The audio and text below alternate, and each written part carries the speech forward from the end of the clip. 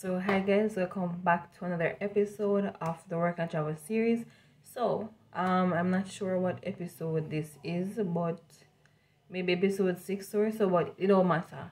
This is next episode, right? So we did preparing to travel.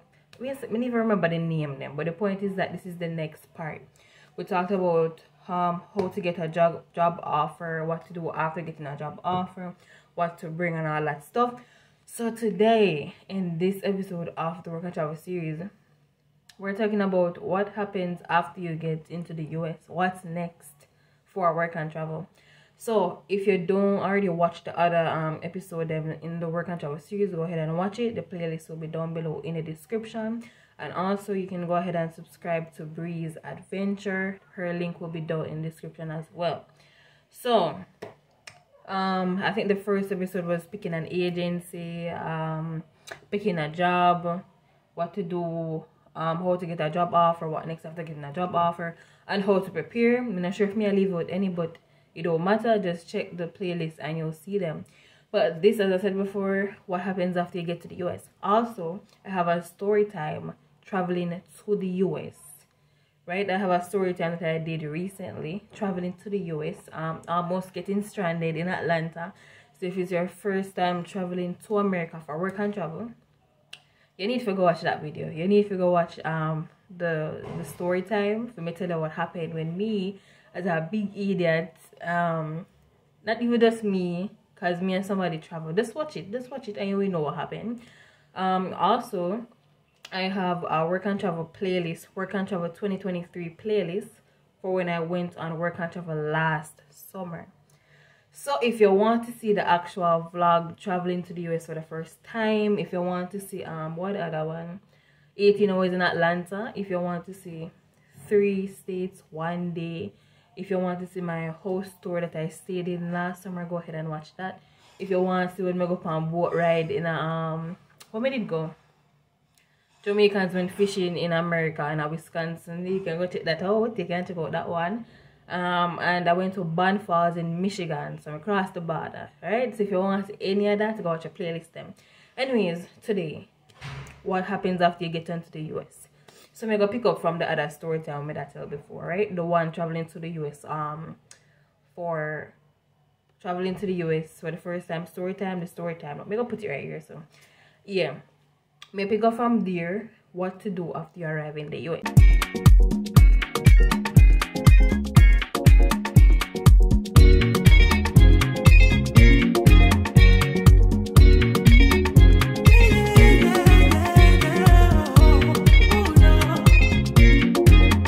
So, it went like this. So I took 3 planes. I took one from Kingston, Jamaica, going into Atlanta, Georgia. I arrived at Hartsfield-Jackson International Airport in Atlanta. I had an 18-hour layover in Atlanta. We ended up with to book a place and just catch the night. And then the saga happened the morning when we leave Atlanta and go to Minnesota.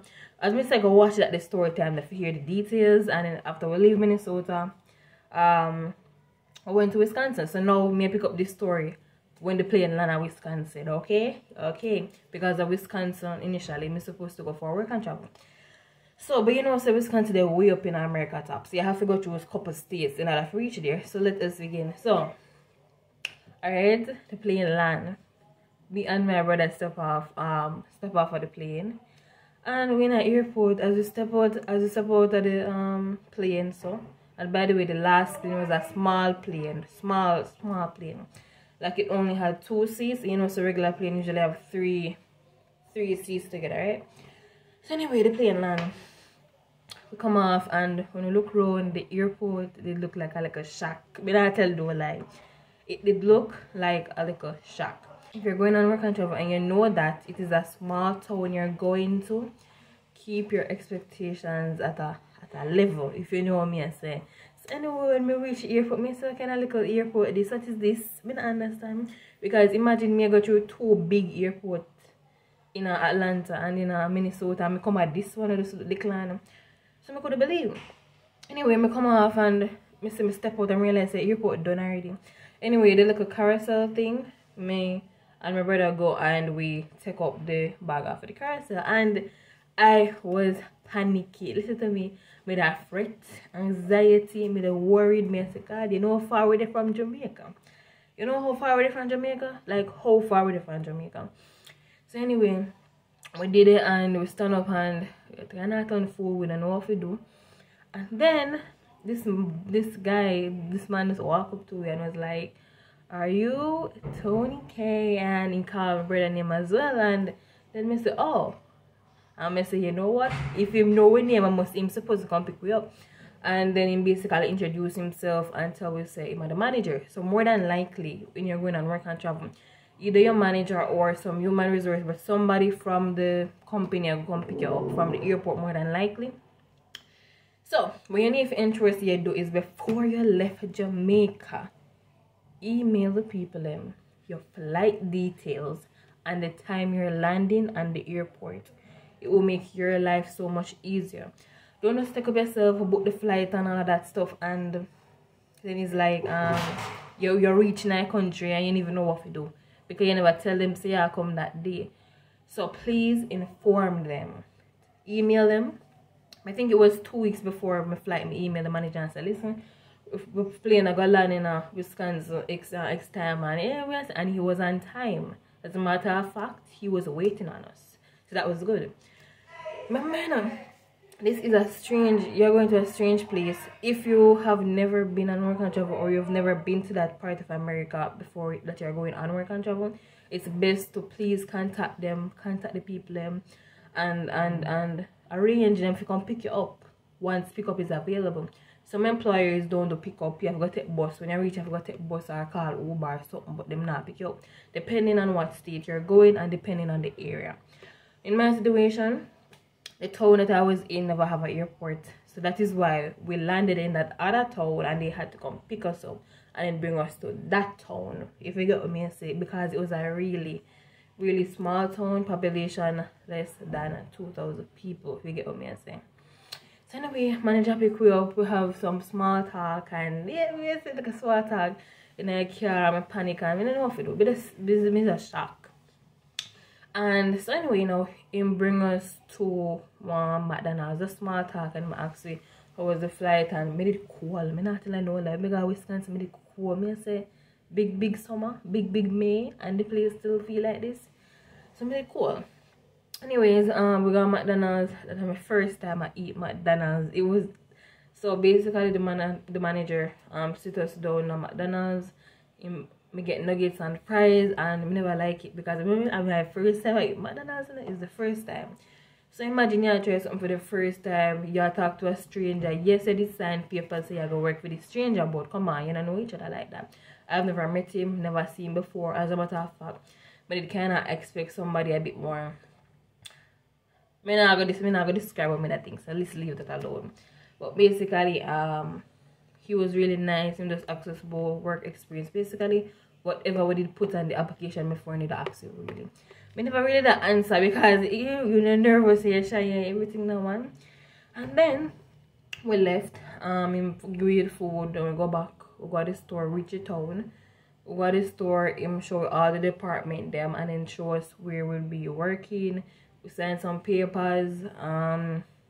There was a thing where you can give $1. Of their first paycheck, you can give $1 to somebody in need or something like that. So we just signed it. Just want to make it look bad, like say, oh, we mean or whatever. So say whatever.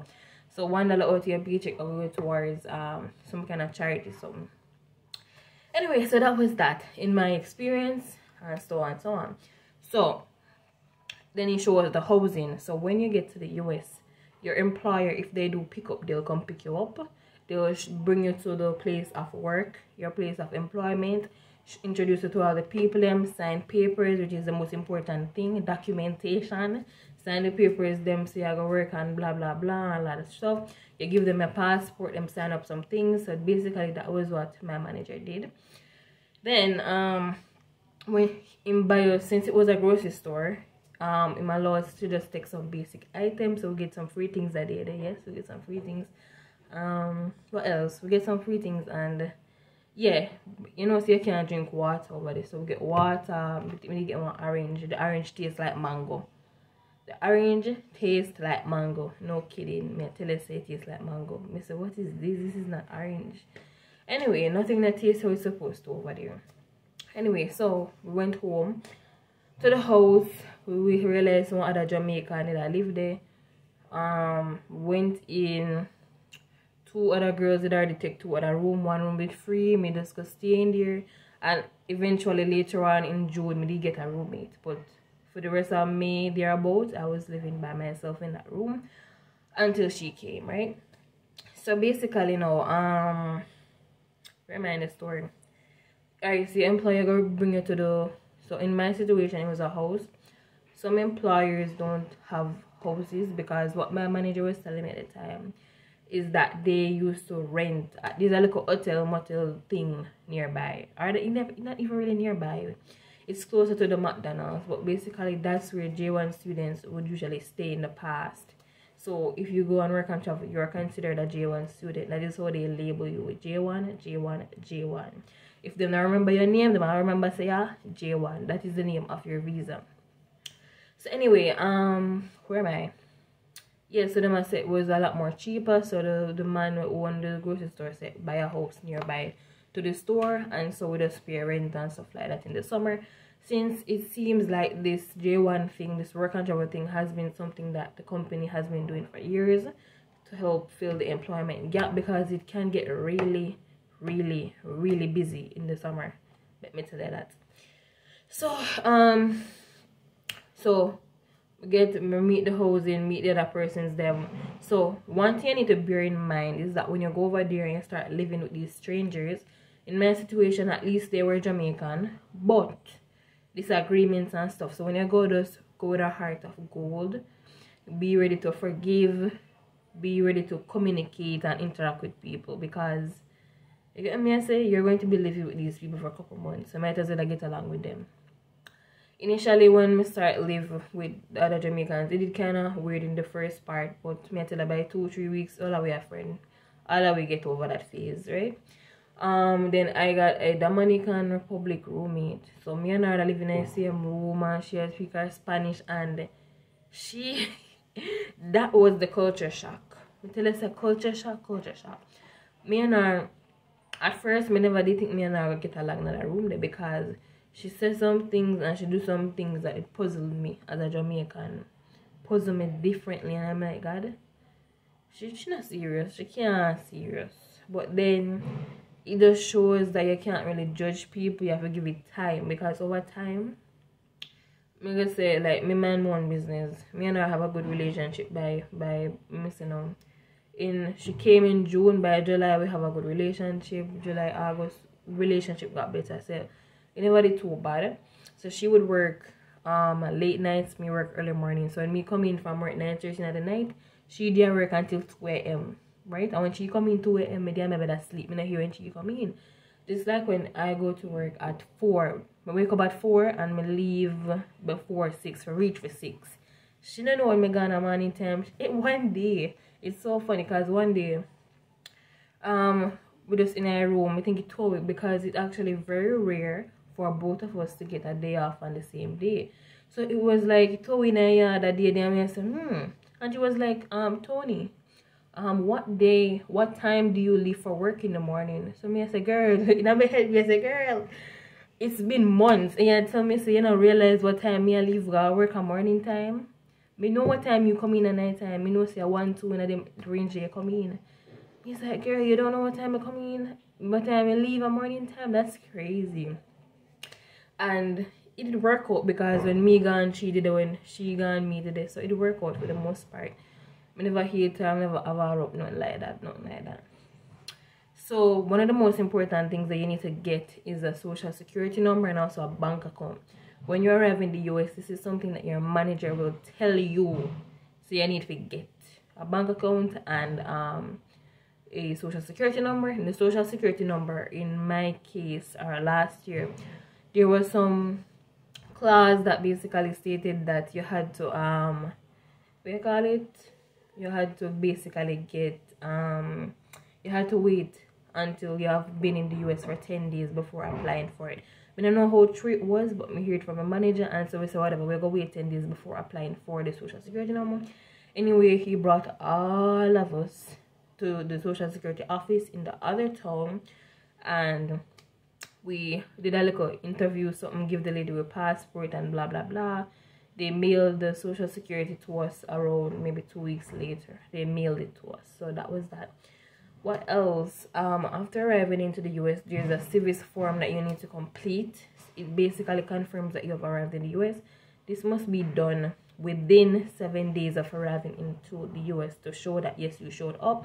If you fail to do that, then they can basically cancel your program. Bank account. I opened my bank account, I'd say maybe in July. Why am I wait so long? Because I made it very indecisive. And also I was waiting on my social security. If it's not July or late June. So as I said before, we waited 10 days to go to the social security office. And then 2 weeks after that, they mailed it to us. So I was working 2 jobs. McDonald's did the social security, but me did start work without the social security. And then them, you know, them take it afterwards and whatever.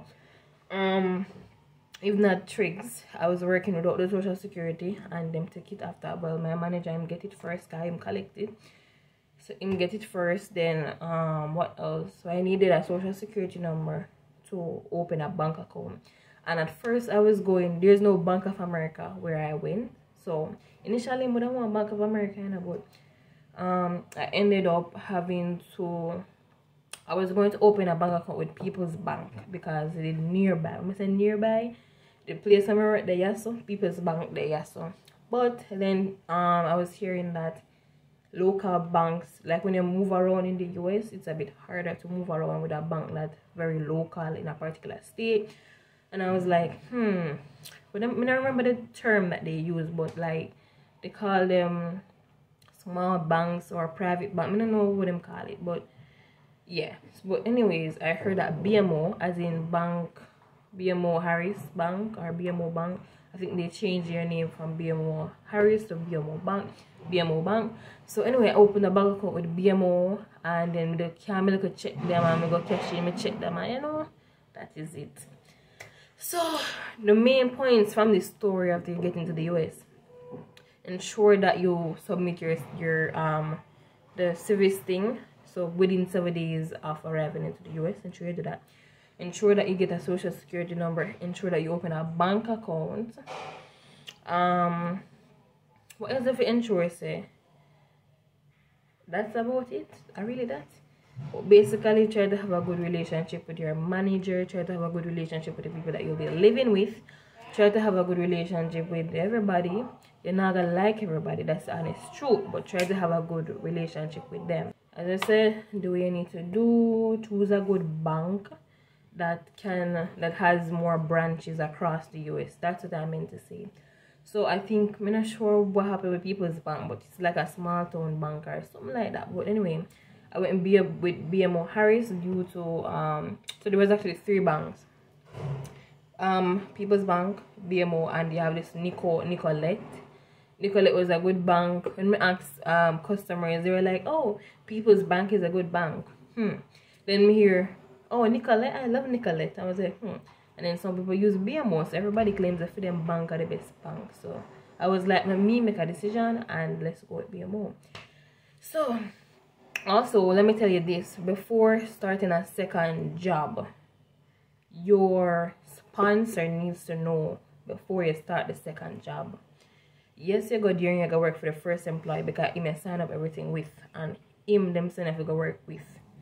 When you get there and you say, alright, me go work a second job, you have to go walk your foot, go find that second job. And you're going to have to, as I say, walk your foot, go find a second job.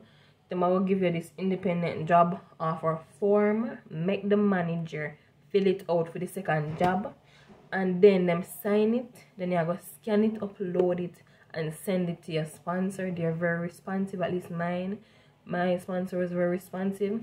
When your sponsor say yes, approved, then that is when you start working. If your sponsor say yes, approved, then you will be working illegally in the US, and it is not a problem.